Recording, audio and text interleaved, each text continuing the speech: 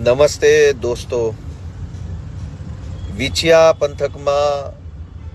કોળી સમાજના અનેક નિર્દોષ યુવાનો ઉપર ભાજપના કહેવાથી ખોટી રીતે એફઆઈઆર કરી ગંભીર પ્રકારની કલમો લગાવી અને નિર્દોષ યુવાનોને ગોંડલની જેલમાં પૂરવામાં આવ્યા હતા. આ ઘટનાનો સમાજમાં ખૂબ પ્રત્યાઘાત પડ્યો અને ત્યાર પછી હું પોતે પણ ત્યાં સ્વર્ગસ્થ ઘનશ્યામભાઈ રાજપરાના પરિવારને મળવા ગયો હતો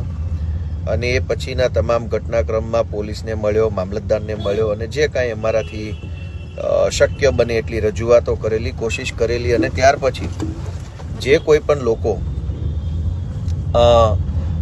જેલમાં બંધ હતા એમના માટે નિઃશુલ્ક રીતે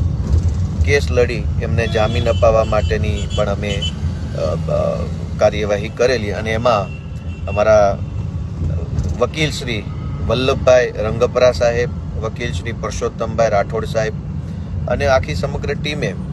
અમારા જે કાંઈ બીજા કાર્યકર્તાઓ બધાએ ખૂબ મહેનત કરી, સમાજને મળ્યા, લોકોને સપોર્ટ આપ્યો, આશ્વાસન આપ્યું, હિંમત આપ્યું અને આજે જે કાંઈ નિર્દોષ યુવાનો, મુકેશભાઈ રાજપરા સહિતના તમામ યુવાનો જે જેલમાં બંધ હતા એ બધાને આજે કોર્ટમાંથી જામીન ઉપર છોડવાનો હુકમ થઈ ચૂક્યો છે. આપણા માટે સમજવા જેવી વાત એ છે કે પોલીસે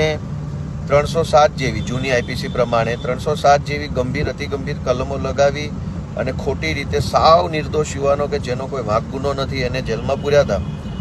પણ કોર્ટની અંદર આ બધી વાતોનો ભાંડો ફૂટી ગયો અને કોર્ટમાં આટલા ટૂંકા ગાળામાં, નહીંતર એ શક્ય નથી હોતું જનરલી ગંભીર કલમોમાં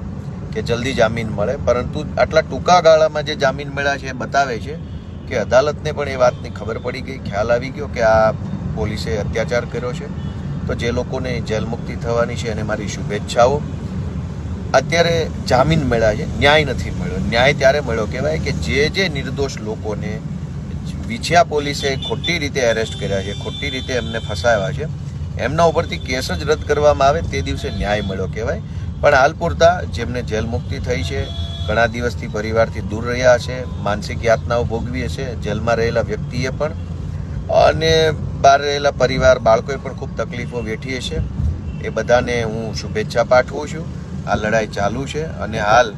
આમ આદમી પાર્ટીની ટીમ કે જેણે ખૂબ રસ લઈને એક મજબૂત વિરોધ પક્ષની ભૂમિકા ભજવી, કે એક વિરોધ પક્ષ જો વિરોધ કરે તો સરકારી તંત્ર અને ભાજપના નેતા ઉપર કેટલો ફરક પડે એ બાબતની પણ એમણે કાર્યવાહી કરી છે. તો હું બધાને શુભેચ્છાઓ પાઠવું છું. અમારા આગેવાન રાજુભાઈ કરપડા પણ ત્યાં પીડિત પરિવારની મુલાકાતે ગયા હતા, એમણે પણ અધિકારીઓને રજૂઆત કરી હતી. તો હું બધાનો આભાર માનું છું અને જામીન મળ્યા છે એ બદલ ખાસ વિશેષ અભિનંદનને પાત્ર કે જેમણે નિઃશુલ્ક સેવા બજાવી, કોઈ પણ ગરીબ પરિવાર પાસેથી એક પણ રૂપિયાની આશા કે અપેક્ષા રાખ્યા વગર વકીલ શ્રી વલ્લભભાઈ રંગપરા અને વકીલ શ્રી